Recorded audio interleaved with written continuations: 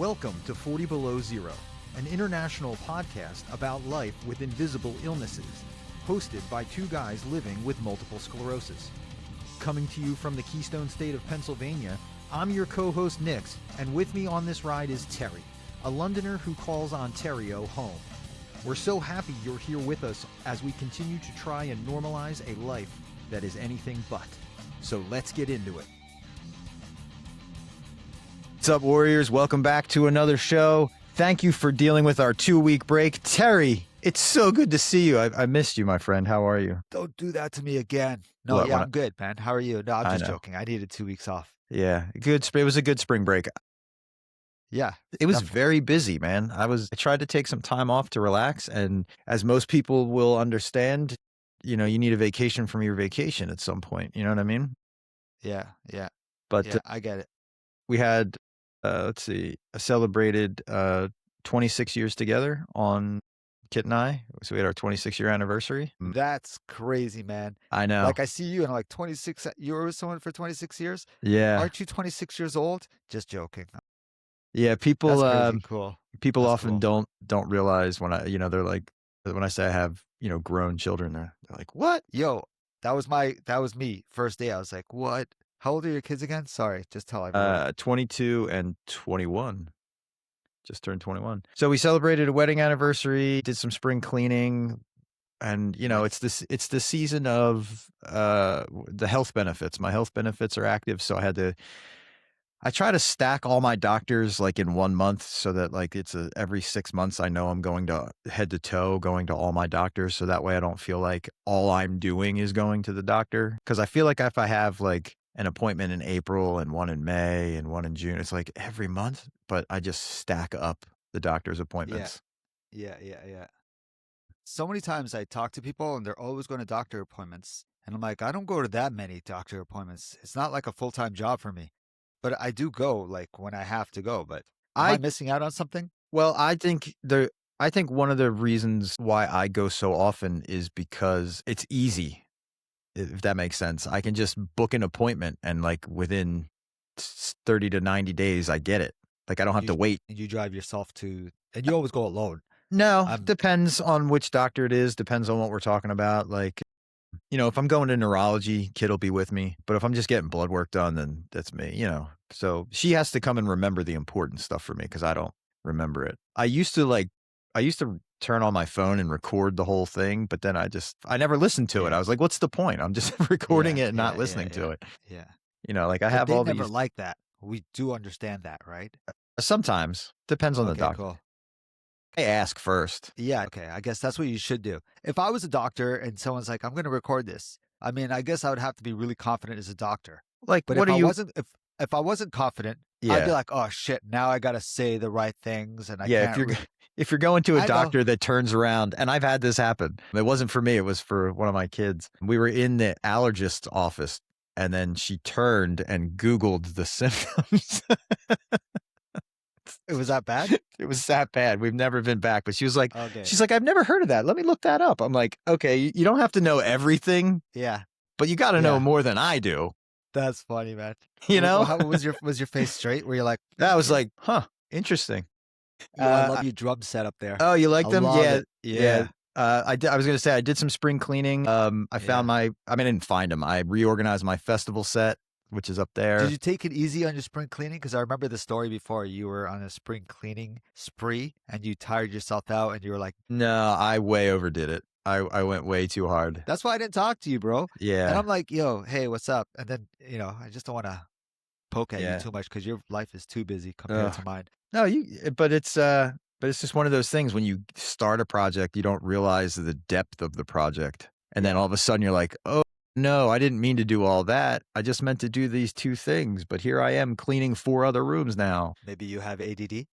Maybe. That needs to be done too. I definitely went down memory lane, and I found some stuff that I'm putting up. I didn't have the time to put it up behind me, but just some things from my past. Like we've talked a lot about past lives and stuff. So the first thing here is, so these are my panels. Firefighters will recognize these. These are my panels. One was the back panel, and then one's the one that so this is the panel that was on the back of my gear.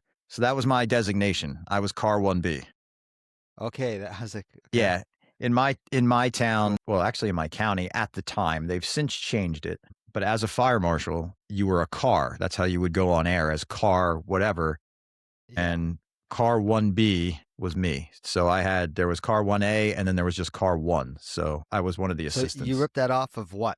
This was on my fire gear. So it Oh, on your velcros onto the back. back. Yeah. But Oh. but then when you see on That's TV, cool. this is the butt plate. Yeah, I know what you're talking about. So this Yeah. was my Why is it on the butt butt? plate. That's a good question. So when you lean over to crawl, your shirt naturally when you do any work leaning over, your shirt Yeah. pulls up. Yeah. Well, this is rated To this cover is your plumber's right. butt? Right. So when you lean over when you're crawling No with way. your gear on, this keeps your backside safe. So no one could Your put a lower back. pencil in there or Right. anything. So that I found that. I found my old fire gear. And here it is. I found it. This is the coveted and much talked about handicap motorcycle license plate right there, buddy. Yeah, we were talking about that. That's Yep. cool. Why is motorcycle spelt wrong? Just joking. Yo, that's really cool, man. So That's really cool, dude. I can't believe they have a handicap yep. picture on a So motorcycle plate. I'm gonna put that up there. This is the one it replaced. So this was But my original that was motorcycle your plate. what is it called again? The one that you Trike. had? Yeah. So do people have regular motorcycles with a handicap plate on it? Yep. Yep. If you qualify for a handicap plate in your car, you just fill out another form and you qualify for one of these. Cool. Cool. So I'm gonna put it up there by the on-air sign. I'm gonna put both That's of them up sick there for sure. Yeah. because I found my old. And this is like not MS related, but I found Fine. my Who old cares? Harley patches for my Harley group that I was involved with. So that's all gonna go up in the back. This shit that we don't know about. Like, this is Yeah. cool, man. Like, I had a bike once too. We talk about this? A Oh, long time ago. Yep. cool. That's cool, man. That's really cool. So you'll see And all the that drums, up there people are like eventually. wondering, the drums, are you gonna ever perform for us, dude? Sure. I'll have to. That's really cool, though. I keep You know keep me, I'm teasing into it. I'll try to make a separate video and so that way we can put it up. Are any of those the Durka? No. Durka? No, Durka? those are all djembes. Can you say the name so people don't think I'm making fun? The two you're talking about is the darbuka Yeah. Thank you. I love that one.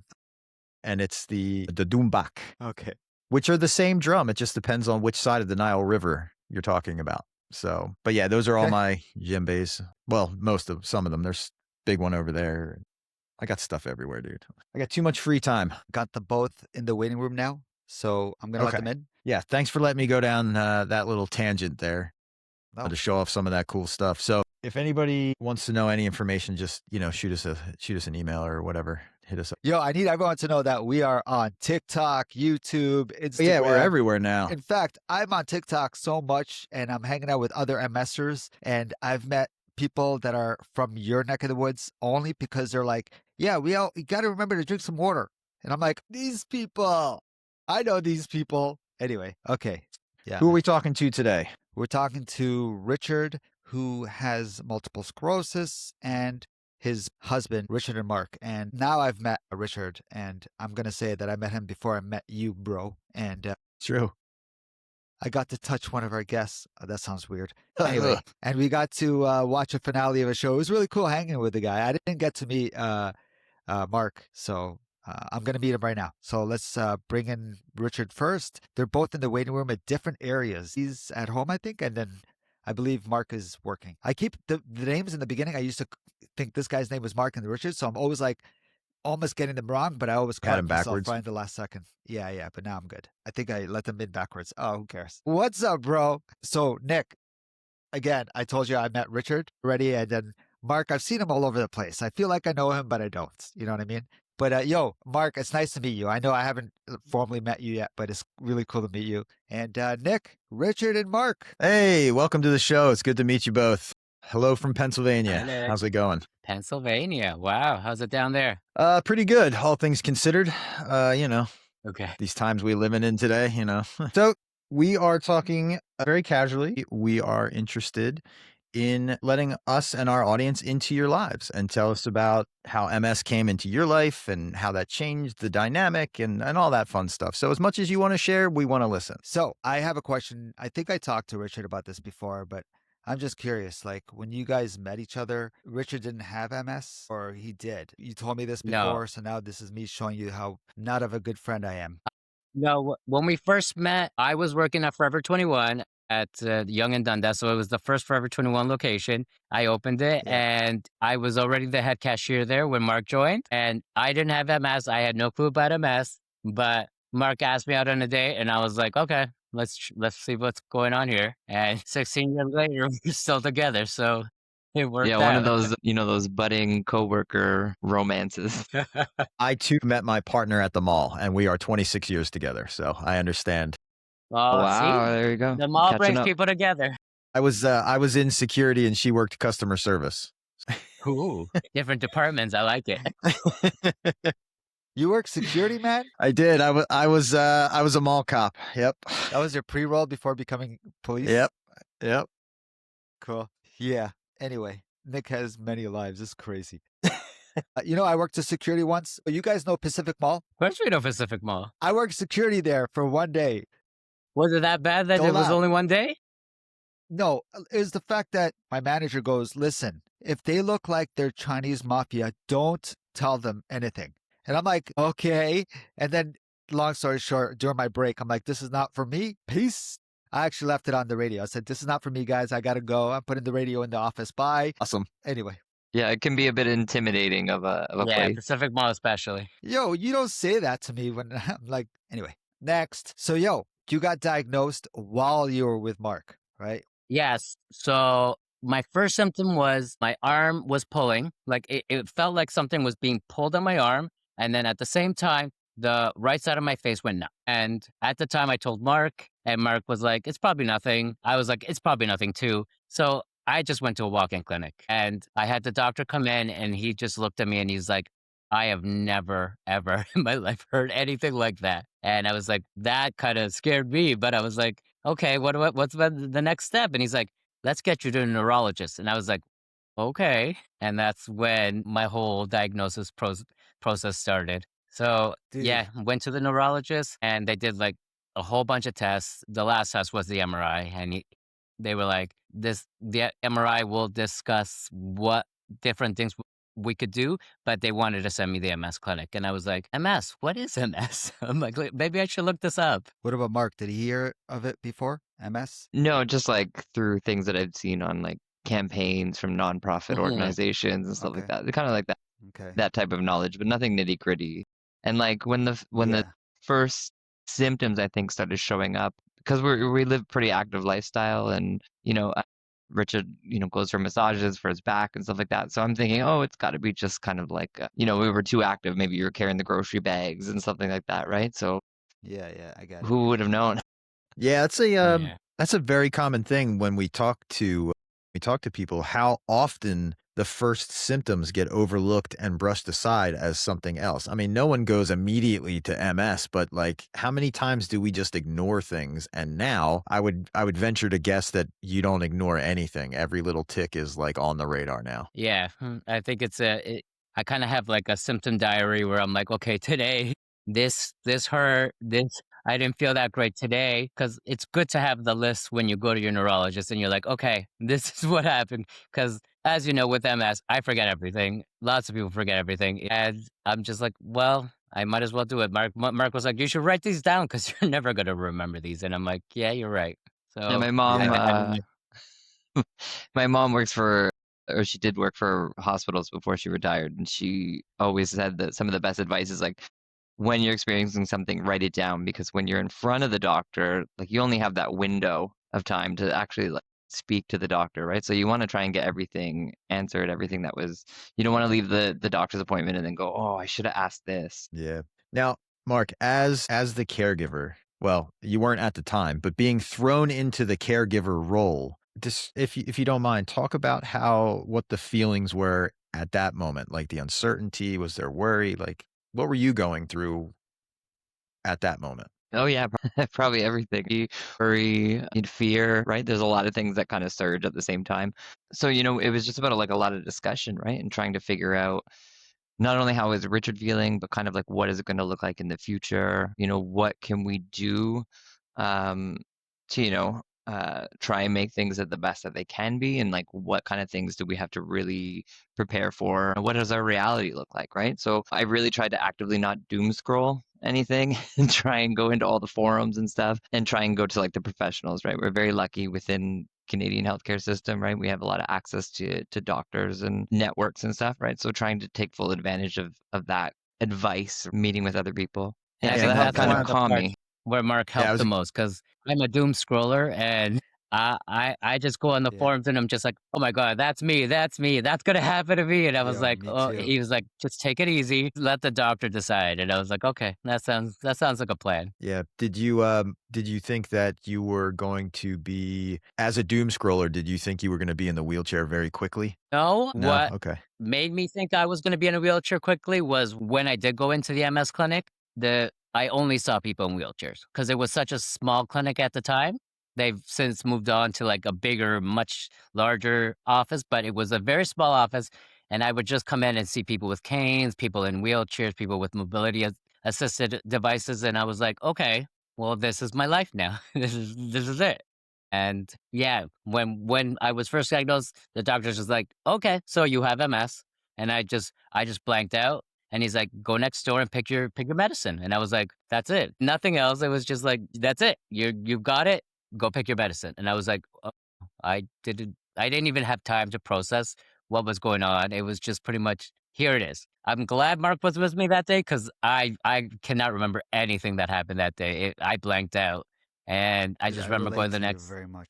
yeah, I remember going to see the nurse and her just presenting me with 2 options of, like, of DMTs, and I was like, "Okay, which one will be the best for me?" And one was, like, really, really terrible, and one was not that bad, so I'm like, "Let me go with my first option," because I was just like I the second option they gave me was like, "You might lose all your hair," and I was like, "I love my hair." I'm like, Dude, "I don't wanna lose my hair."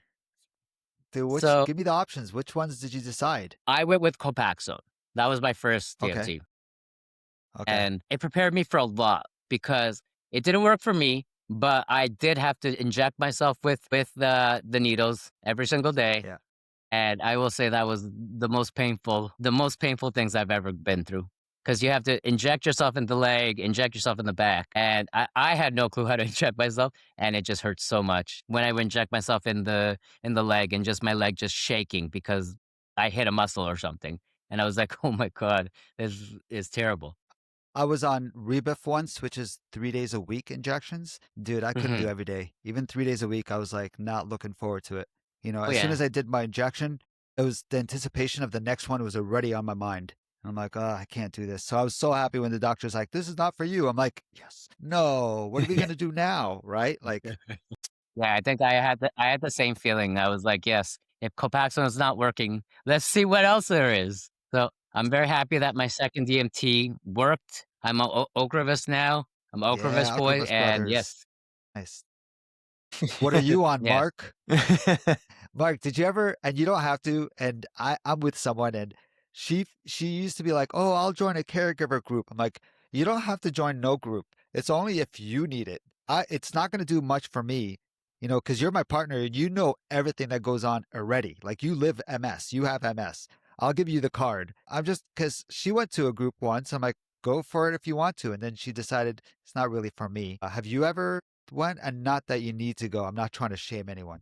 I'm just curious. No, no, no, for sure. Like I've joined like forums and things like that, but I haven't actually stepped out and gone into a Zoom meeting or an in-person meeting or anything like that. I feel like if when the time is maybe right for that, I'll do that.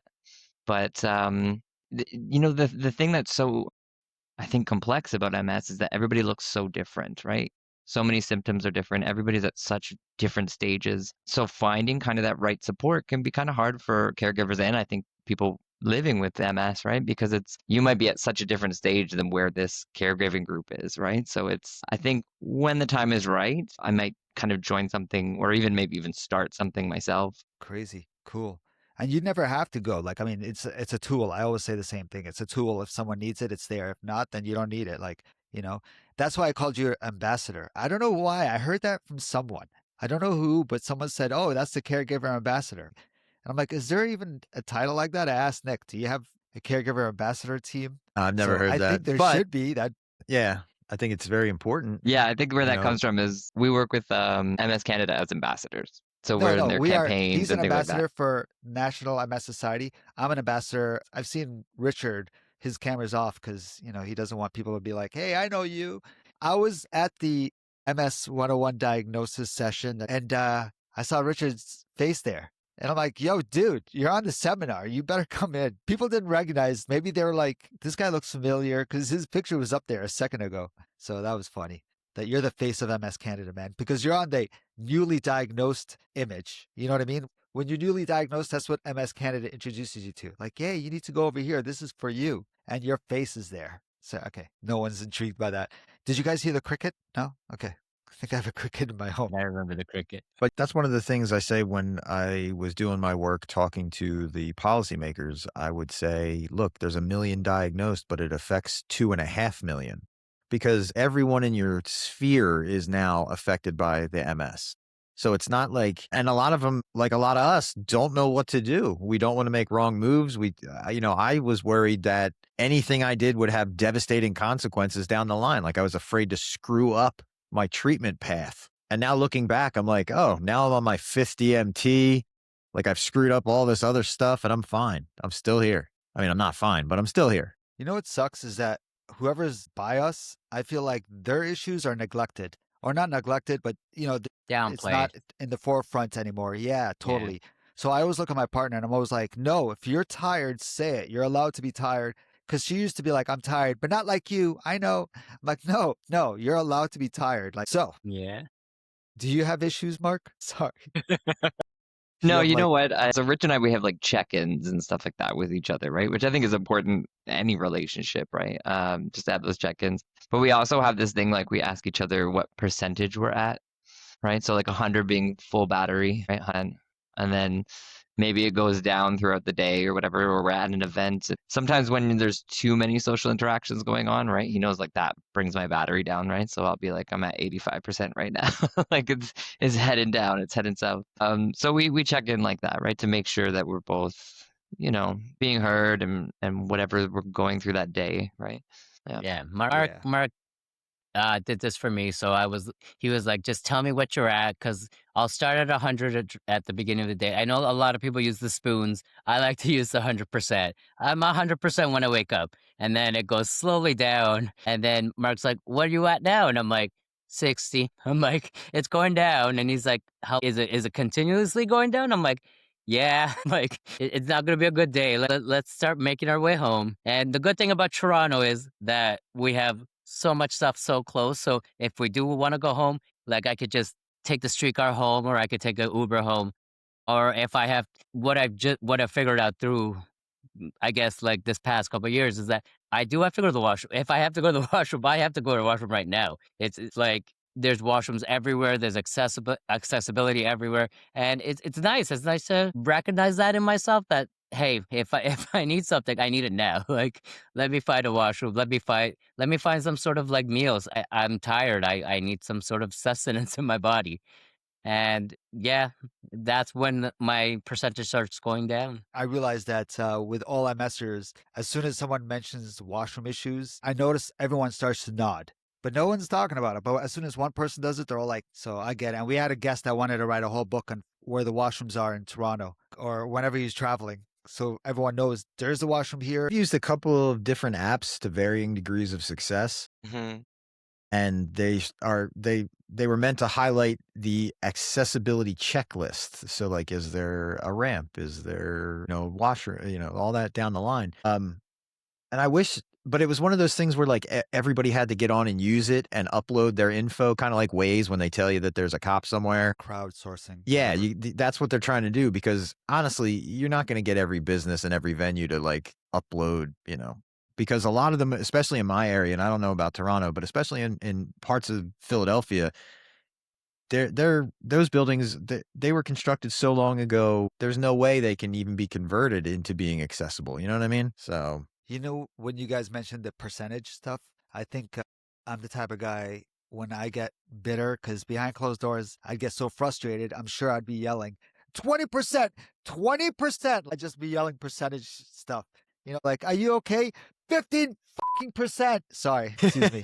But no, I like that because everyone uses spoons, but the percentages, is like so straightforward. Yeah, and the spoons Yeah. is it's a good idea, but I don't know, it just makes more sense. We look at our phone more than we look at our drawer to see, you know what I mean? So like we can relate to battery percentage more than we can like silverware or flatware or whatever. Yeah, Yeah, yeah. you find out just what works, right? Whatever works for that couple or that individual or whatnot, right? And then it's like it helps you plan too, because if maybe we had a whole plan to do, 5 things, hit 5 stores in a mall or something, right? But then when you know that that Yeah. battery percentage is at a certain level, you're like, okay, like let me start planning about we can do this another time, right? We don't need this thing, right?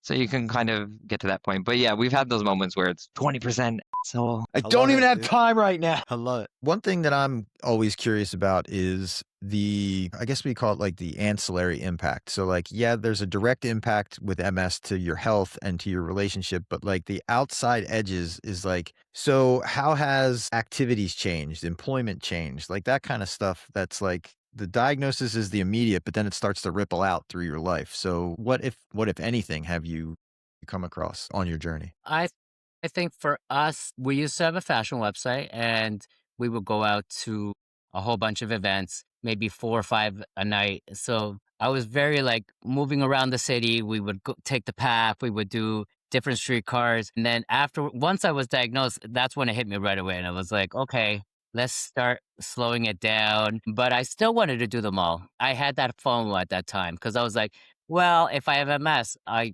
don't have that much time.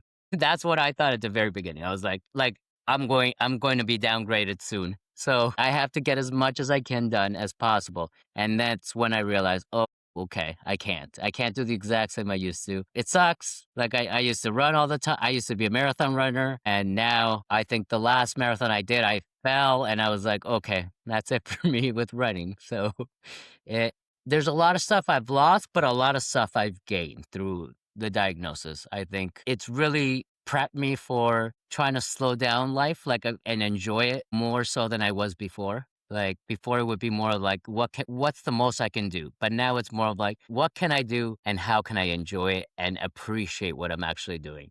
Because yeah, it used to be a like trying to do as much as I could, and now I'm just like okay, let me enjoy my friends, let me enjoy life, let me enjoy the city. It's a beautiful city, and I feel like I like to bring people here and show them how the beauty of Toronto because it is a beautiful city. There's so much here. Were you both born in Toronto? Yes, I was born on the west side, and Mark was born on the east side, and then we met up right in East the side? center, Young and Dundon. literally the center of the city is where we worked. Nice. So how do you feel now that your life is going for quality over quantity? I feel great. With the diagnosis, I've also found a lot of myself, stuff that I was doing before that was not healthy. Like I was eating incorrectly. I was go for whatever was cheapest and whatever was accessible. So it was pretty much McDonald's, Me too. Burger King, any type of burger that I could.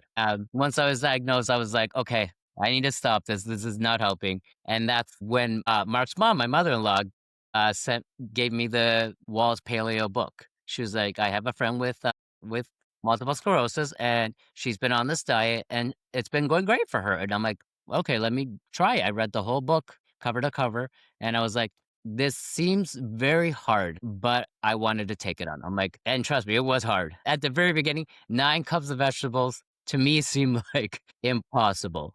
And now I can do the 9 cups of vegetables and more. I love vegetables now. It's actually made me feel stronger. I've given up a lot. Like cigarettes was my first one. When I was first diagnosed, the next day I went on a trip to Seattle and I took my last puff of my last cigarette. It was Marlboro Reds. Those were my packs. I loved them. Mark, Every time did I you would put the smoke? state. Did I smoke? Yeah. Was he the only cigarette smoker? You weren't smoking? No, no, Oh yeah, we were both smokers, yeah. yeah. Did you both? I'm sorry. Now I'm going to shame someone in case Mark's like, no, I didn't quit. Did you quit too? Did... Oh, okay. Okay, cool. That's crazy that both of you quit. It's so hard to quit. I know Nick quit too. So all of you Yeah, guys have this well, thing. it's made a little easier when you have someone in your support network who also quits, so you can turn to them and be Yeah. like, "This sucks. I want a cigarette." And you go, "Yeah, me too, but we're not going to do it." Yeah. Like that kind of a thing. For me, it was very much like the second I took the cigarette, I got my the optic neuritis. and I was on a run. And in Seattle, I had no clue where I was. I was on a run, and luckily at that point, I think it was 2015, I had a BlackBerry and it had a GPS on it. I'm like, if it wasn't for that, me looking at the BlackBerry and just being like, "Oh my god, where am I?" I would have never made it back to the hotel. So I'm very, very fortunate that I can now associate the ophthalmitis with the cigarettes, and that's why I gave it up completely. I'm like, I have never had like any sort of cravings for it. I smell it, and I'm just like, it just brings me right back to when I couldn't see, and I'm like, nothing would ever make me want to go back. I know it's So different for other people because it's very hard. yeah, I know if giving up cigarettes is Yeah. very hard. you wrote a letter to Richard in 2021. When's the last time you read your letter to him? That's a really cool letter, man. Gosh, probably 2021. Yeah, I think this was part of the MS campaign. Yeah. Oh, okay. You're all over the place too. So yeah. If I remember, there was a seashell car somewhere that I saw. Who was that? There was a sous chef, yes.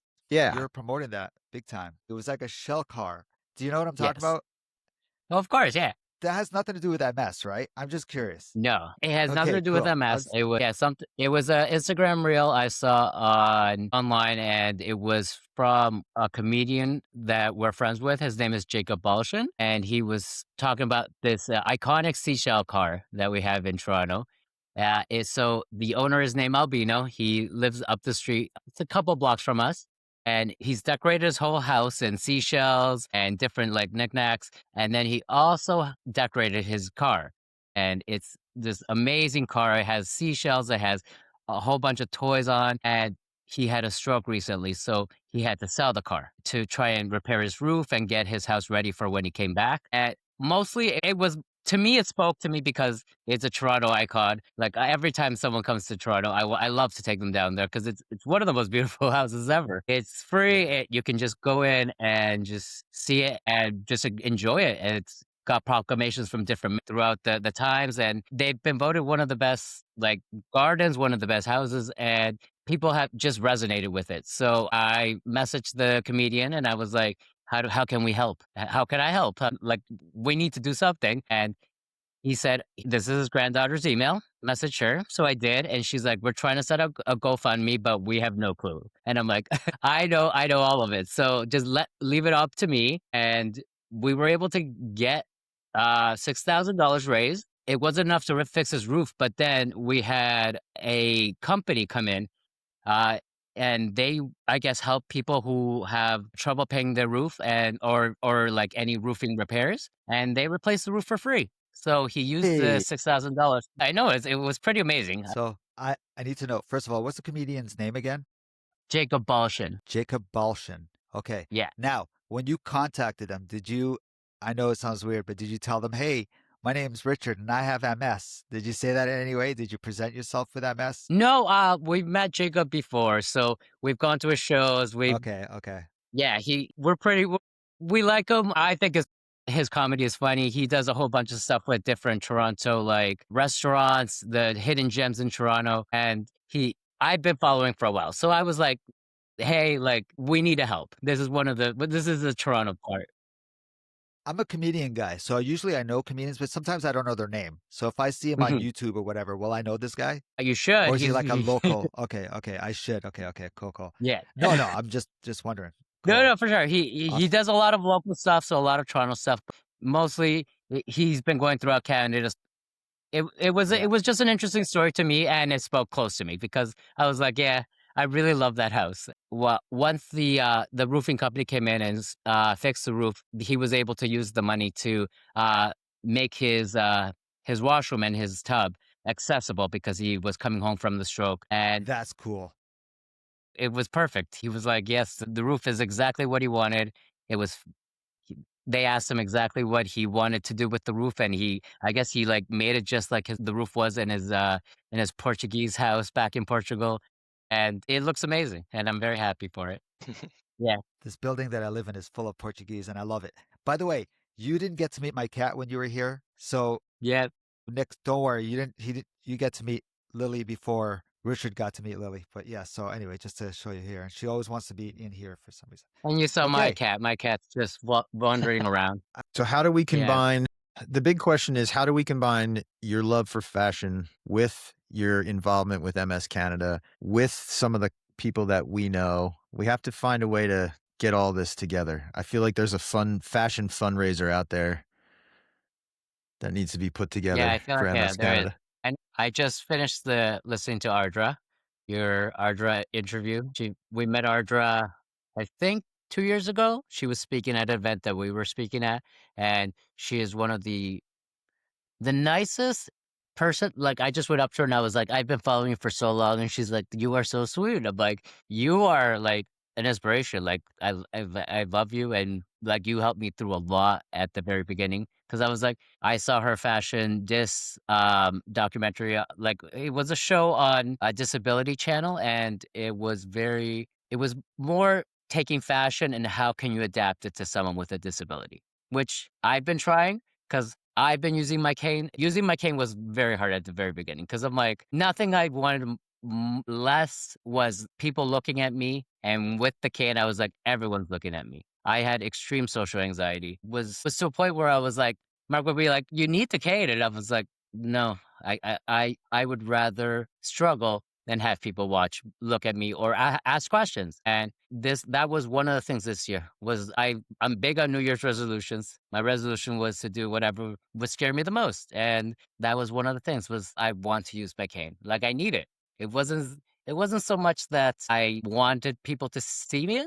I needed it. Like, I was trying to hide it at the time, and being able to I take com the cane out, and yeah, it's very hard. I completely understand because, when you coming from the life I had prior to my diagnosis, your whole thing is how you project your persona because when you're an officer or firefighter or whatever, when you show up, you have to look a certain way or people won't, treat, what I mean? They won't understand that you're there to do the job. So having that embedded in my mind and like now all of a sudden I'm a guy who sometimes uses the wheelchair, sometimes has a rollator, sometimes uses a cane. I completely understand because for the longest time I didn't use any of them. And then my wife was like, you should have started using that 3 months ago. And I'm like, I know you're always right, but I don't want to use it. That's one of the biggest thing, is having to check your ego and be like, "Okay, why don't I wanna use this cane? Why is it so important what other people think of me?" And that's what happened with the fashion. It was like, "Okay, I can't go to an event with a cane because everyone's gonna judge me or look at me." And then the first time I did, someone came up to me and started crying, and I was like, "Why are you crying?" And they're like, "Well, look at you," and but you're using a cane. I'm like, yes, but I need it. I'm not dying, but this is my life right now, and it's really, it's made me a lot more, I guess, adjustable. Yes, it's hard to find those words, but it's made me a lot more, I guess, okay with the fact that I use the cane. I hate the cane that I have, because I'm like, I'm a fashion boy, so I wanna have a fashionable cane, and the canes that I have found have been very boring. So I'm trying to find something a little more fashionable, a little more me. And I have a wedding coming up, and I'm in the wedding party, so I want to like get a really nice, like some sort of walking stick kind of thing. Make it very rigid. I don't know if you've ever heard what's known as a casino cane. I don't know if you ever heard one of those. It's a cane that has a With seat. So when you got to sit, you just Yeah, push it with down. the It becomes a chair. seat. Yeah, it's Yeah. casino cane. Oh, Good old casino canes. No, that's not gonna get a lot of attention. no, no, but I'm saying it's a tool. No, that's the thing. Yeah, like you think, oh, everyone's gonna be looking at you because you're sitting down. And I'm like, no, they're probably just looking at you because they're like, why didn't I bring a chair to sit down? So when you're standing Listen, in line, when you're standing in the queue, you yeah, just drop that yeah, chair and all of a sudden you're good to go. People look at you and they're yeah. like, "What's wrong with you?" Yep. No, Listen, like I have shopped at fashionable canes. Fashionable canes is they have great options. Like, I want to find a fashionable cane that is like that I can break apart and just put away, because I like the ones that like fold up, because I don't need the cane all the time. It's just whenever I do need it, I need it, and there I just like having it in my bag and just bring it out whenever I need it. I hear you. here's another option. Here's another idea. I just saw one of these and it's on my to pick up list. It's a spring-loaded walking stick. So it's about this big and you push a button and it goes and becomes a walking excuse me, a walking stick. And you push the button again, it collapses back up. Kinda like those, batons I used to carry, the ASP batons. You click a button and now you have a This walking guy. stick. So But yeah, that's why I was like, "Oh, this is that won't cool." bring any attention. Like, oh, that's definitely fine. But it's for, I found it on an outdoor adventure site, like a camping site, and it Mhm. was like, "Oh, here's a push button walking stick." Nick, do So you still own a baton stick? no, I had to give all that stuff back. None of that was Okay. mine.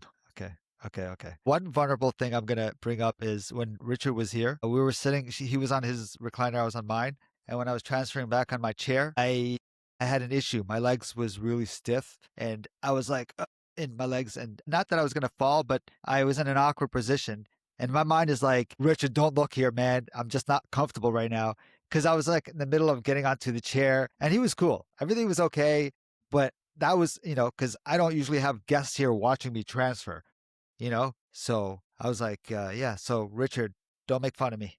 Thanks. You know what? But I'm I glad you're noticed here. that. And I got to I meet was like, Mark's mom, right? "Man, you That's did who get I to meet met. Yeah, Mark's mom." or you met She's me. so cool. Yeah, I was like, "I have to go to London." She's like, "I have a friend in London." I was like, "Okay, let's road trip to London." Sick, man. Dude, I'm so sorry. I didn't even get to feed you. I'm so sorry, bro.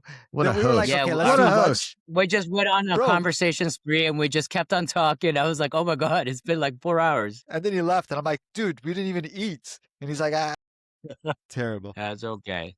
Awesome. Yeah, I think most people they always think other people are, judging or thinking the most about what that person is doing, but usually it's like that's not the case at all. You will have people though, that come up like the person who came up at the fashion show, crying over the cane and stuff.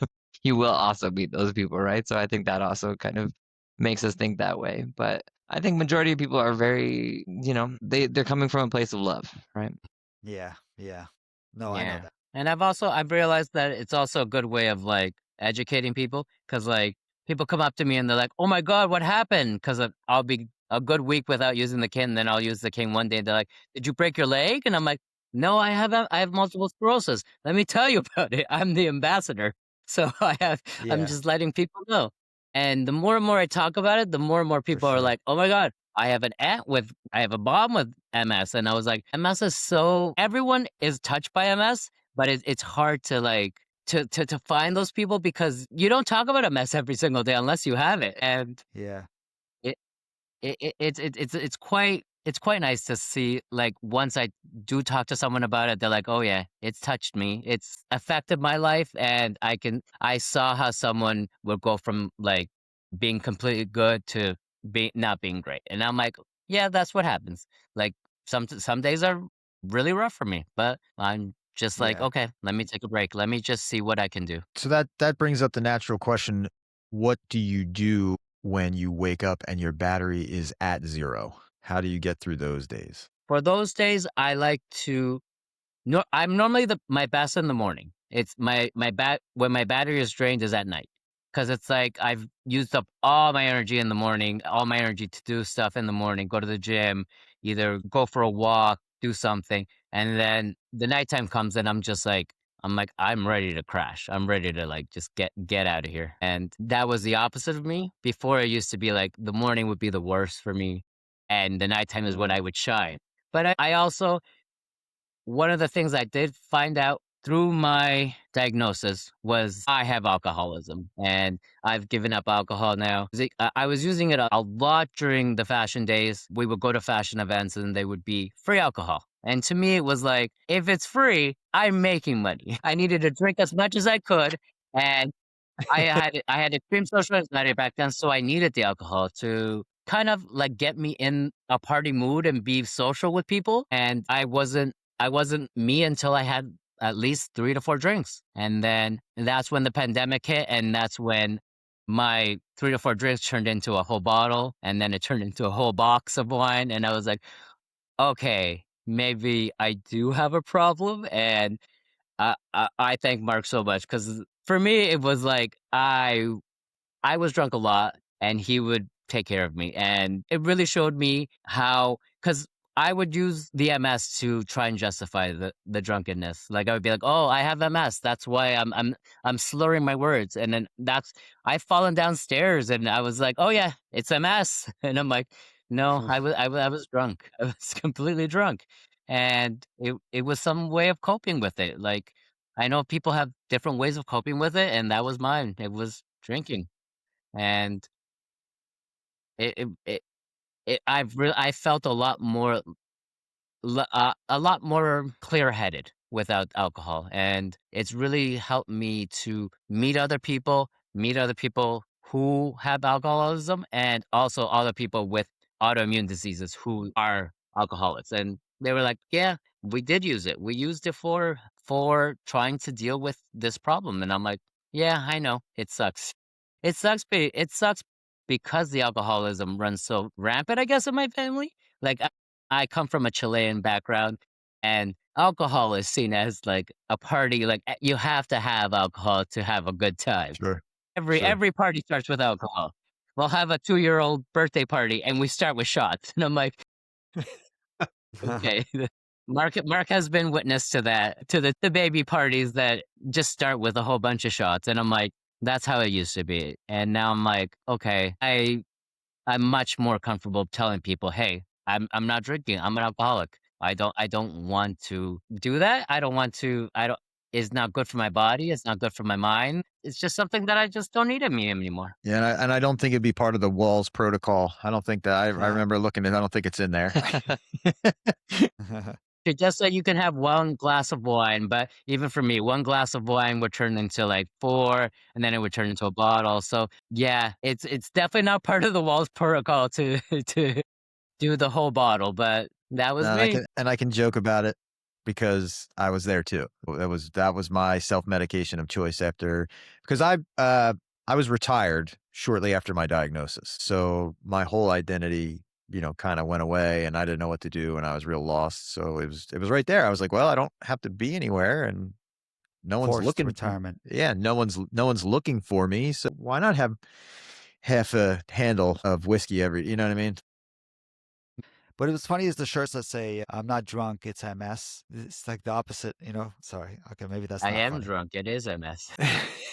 We can laugh about it because we survived it, right? Yeah, Yeah. like, yeah, I'm very happy that I did survive it because, yeah, there was many times I've been drunk many times and just mugged and punched in the face. Alcohol did not serve me well, as Mark attests. Yes. Yeah, no, definitely much, much better.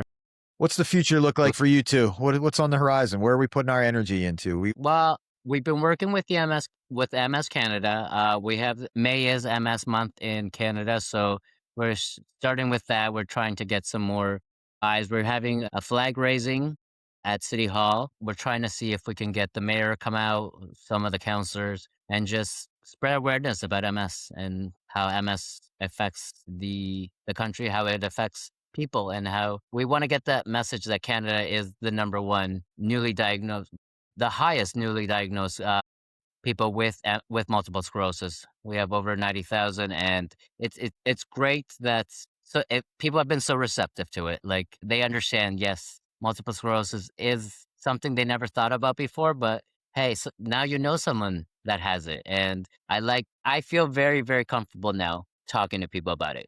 Before I wasn't. I wasn't ready. It was like I was trying to hide it or trying to, like, if I didn't talk about it, it wouldn't show or it wouldn't exist. But it's always been there. Like, I remember early on just losing my balance or not being able to express myself correctly. And yeah, it was a mess this whole time, and I try to hide it. And it's just nice to try and accept it and give a name to it. Like, yeah, it is a mess. It was alcohol. It was a lot. It was my diet. It was I've been a lot happier with all the changes I've made. Like, one of the biggest ones was diet. Like, I've gone gluten free, and I think the only way it has been going so great, it's been 11 years, was that Mark joined me. Like, I would have not been able to do it without Mark.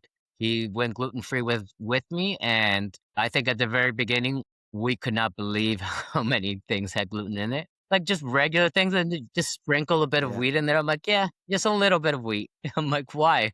Get that Crazy. little crunch in there.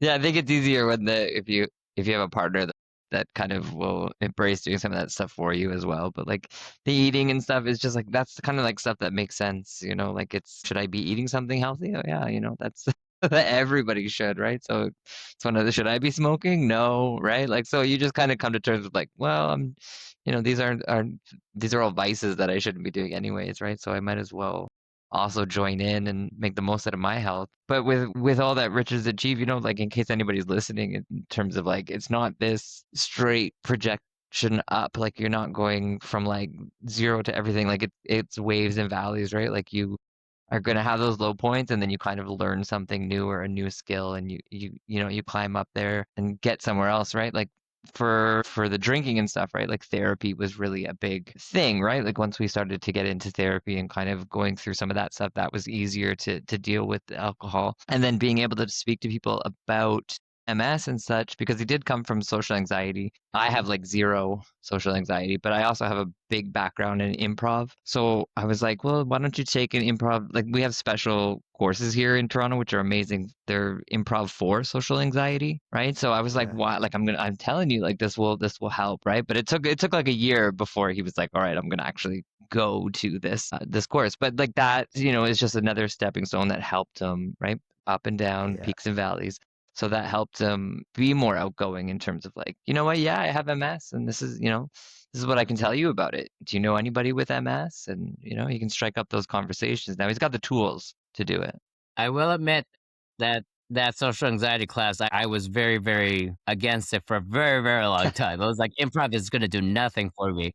And then I went and I was like, okay, like you could see that people in that class have the social anxiety. I'm like, I could see they were doing the same things I was doing, like just shaking your leg or like looking around. What are people thinking? And it was nice. It was nice to be able to be like, okay, everyone here is just as scared as I am. So why don't you tell everyone before we wrap it up about my anxiety that you saw that day?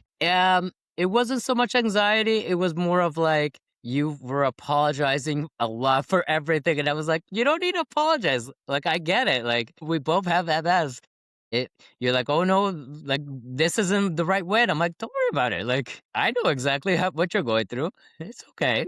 We're And both. when I see someone like Mark, it gives me more anxiety because I'm like, this guy's so calm. He's so chill. They're like, Nick's so calm. Okay, I'm done. He's got to wear a hat backwards.